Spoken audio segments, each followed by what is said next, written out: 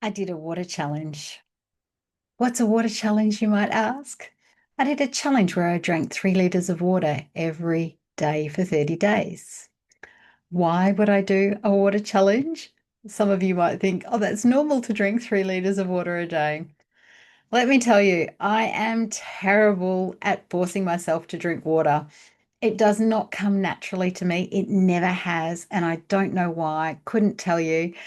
It's just something that's like a hard job for me, no matter how many neural pathways I try to grow around around it. It's just one of those things. I forget to drink water. I rarely feel thirsty.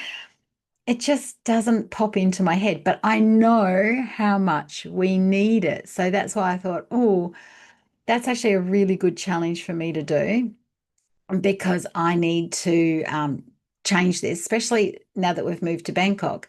It's so hot here. It's humid. And while it was humid and hot where I lived in Australia, up in the north of Western Australia in Karratha, here it's next level. And I was just like, right, I've got to get on top of this before it gets on top of me, was my reasoning behind it. So, did you know that over 75% of US adults are chronically dehydrated? So, I'm not the only one that struggles to keep up the fluids, right? So I did a little bit of digging, I did a little bit of research as to what dehydration or chronic dehydration can cause in the body. And a couple of them actually really surprised me. I had no idea about. So I'm going to read off my list because I don't remember all of these things. Okay. So the things that matter to us most with lipedema is it causes slow lymphatic flow. It slows everything down. So our lymphatics should be warm and flowing and moving like liquid. When we slow down and when we're dehydrated, it becomes thick like butter and so it can't move through our body. So that's probably one of the biggest reasons we all need to be hydrated. Okay. It also slows down thyroid transport. Now, my other platform is called Thyroid School, and I teach about the thyroid pathway and the transport section of that pathway is when we take the activated thyroid hormone and take it through the blood to the cells. Now, if we are dehydrated, it literally can't get there. So I have got two very big reasons to really work on my water intake for sure. Okay, so dehydration also causes sticky blood. So if you have any cardiovascular issues or venous return issues, that sort of thing, you don't want sticky blood. So hydration. This one surprised me. It causes a low libido. So many women, particularly with chronic diseases, have low libidos. And I've got interviews on this channel with a sexologist for different reasons, but I'd never heard of dehydration or chronic dehydration causing a low libido or a low sex drive. So that was new for me, information wise. Swollen lymph nodes in the neck and the underarms. So, when we think we're getting sick and we go, oh, yeah, look, we're a bit swollen. You may not be getting sick. That could be chronic dehydration. So that one blew my mind. Reduced immune response. So a low lymphocyte count. This has bothered me for freaking years. I always have low lymphocytes on my blood tests. I'm chronically dehydrated. You don't know till you know, right? An increased risk of lymphedema. Didn't know this. Okay, so when you get past stage 3 with lipedema, you can progress to, some people call it stage 4, some people just call it lipolymphedema, where it then can cause issues with the lymph nodes, damage them, which then grows into lymphedema. So dehydration can contribute to that.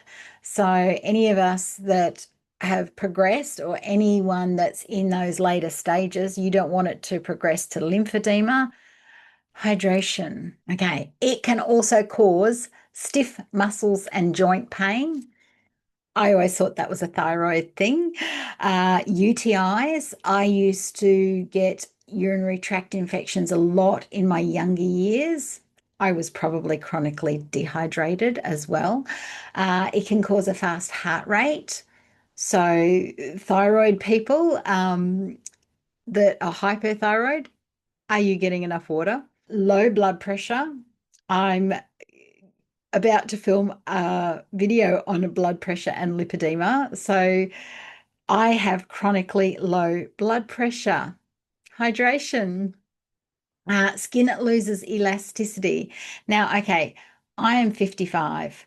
I have lost 60 kilos. So I have got, loose skin where I haven't had it surgically removed. But I don't want my skin elasticity to get even worse. Hydration, dry tongue and mouth. I don't suffer from that. Muscle cramps. I don't really get that. But then I do take my sodium electrolytes. There's a link for that if you want a percentage off.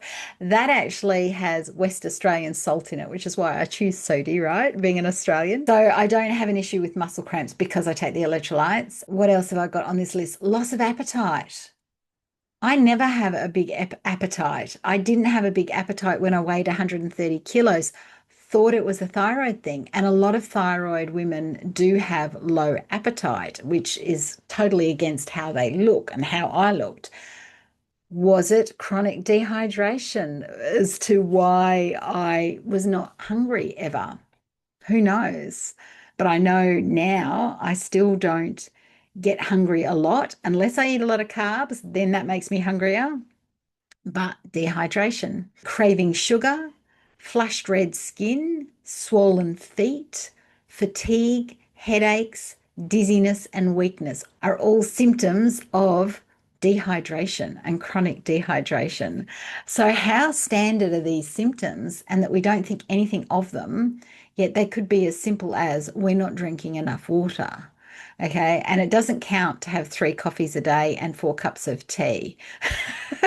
This is water in its own right. Okay. Apparently, what happens is when we're dehydrated, because our body is super smart, it doesn't just go, oh, we're dehydrated, we'll give up. It actually pulls fluid from our connective tissues, our spine, our joints, and anywhere else it needs to, so that the brain gets the fluid it needs, because that's priority in these sorts of cases. We're going to lose fluid in all sorts of other areas of our body, which could cause down ripple effects further on, so that our brain is getting the fluid. Okay, so back to the challenge. So they're the reasons why when I started doing this sort of research, I was like, oh, okay, I really need to do this and to try and make this a long-term habit, make some new neural pathways that I'm a good water drinker. Will it happen?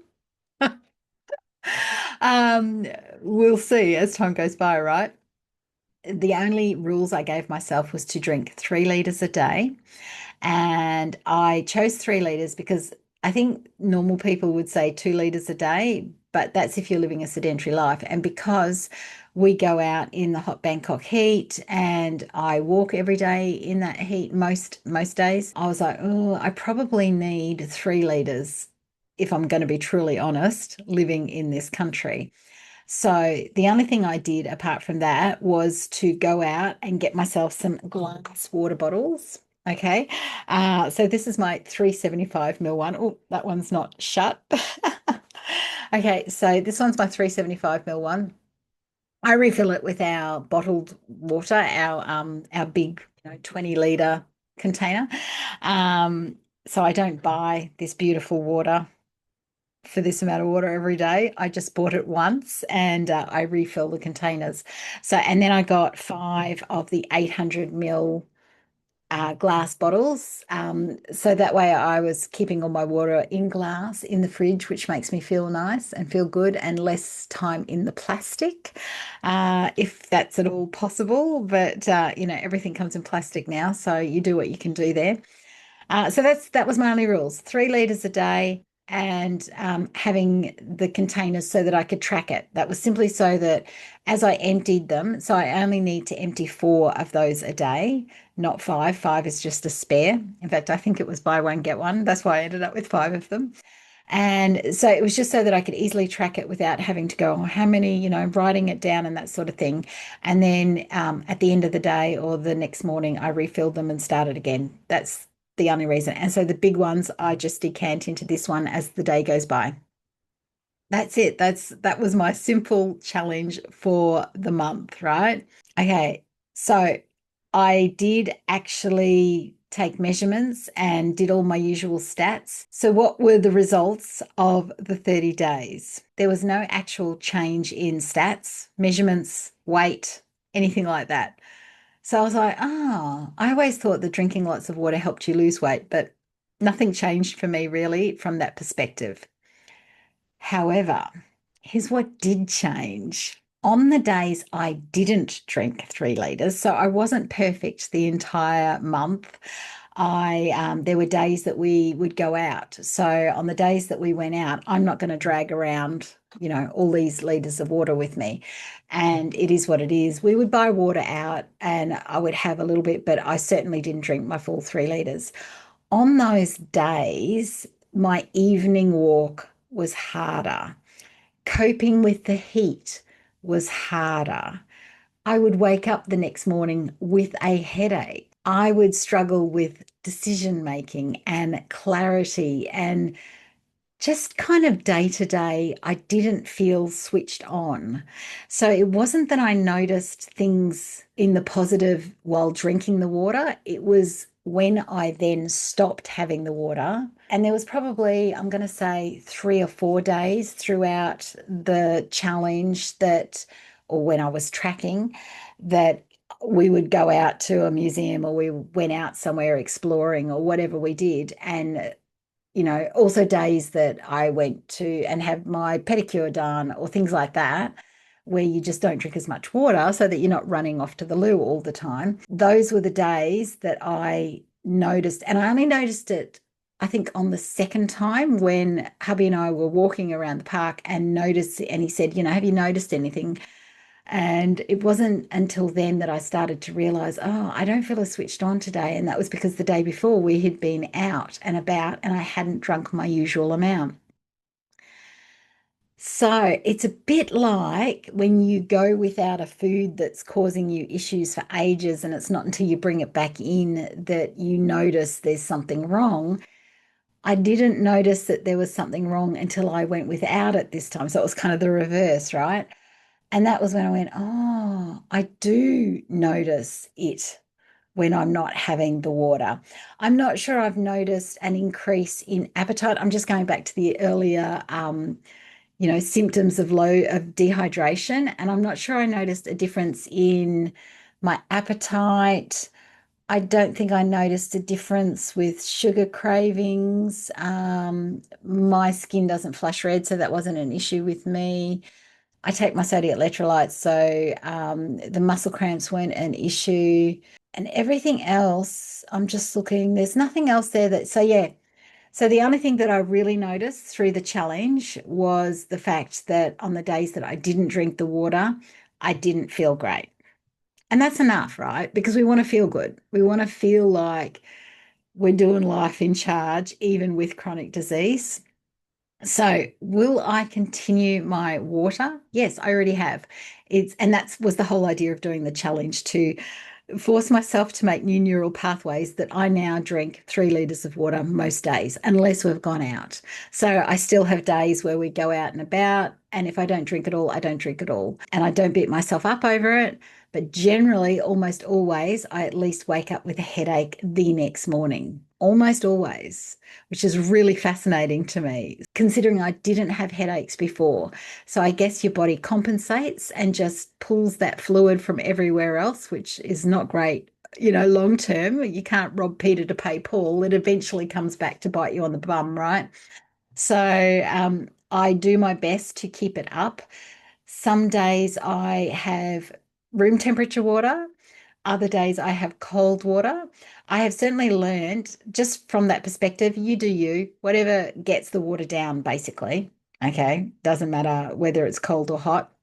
But when I spent time in an Ayurvedic hospital in the south of India many years ago, in 2018, I think it was, they taught me that as we should only be having warm water. So boiling the kettle and almost having it, almost hot, like a cup of tea, helps our body to absorb it better. So I don't tend to do that here because it's hot and I want the cold water. I did that in Australia a lot. I would have the boiled water and almost like I was making a cup of tea, but I was making boiled water. But here I'm mostly drinking the cold water. So it would be interesting to swap my 3 liters to warm water, another challenge, right? And see if that makes any difference to anything else that shows up for me. But certainly, from my perspective, for this challenge, it was just about getting the 3 liters in. However, I managed to do that. It didn't matter to me. Make these kinds of challenges easy on myself and you make it easy on yourself. What's the quickest way to getting a result so that you can see if it's made any difference? So that was mine. So that's it. And I know many of you, because I talked about this on a live one day that I was doing this challenge. If you did this challenge, please tell me if you noticed any difference, especially with all of those symptoms that I mentioned. Did it change anything for you, or did you only notice the changes if you didn't drink the water?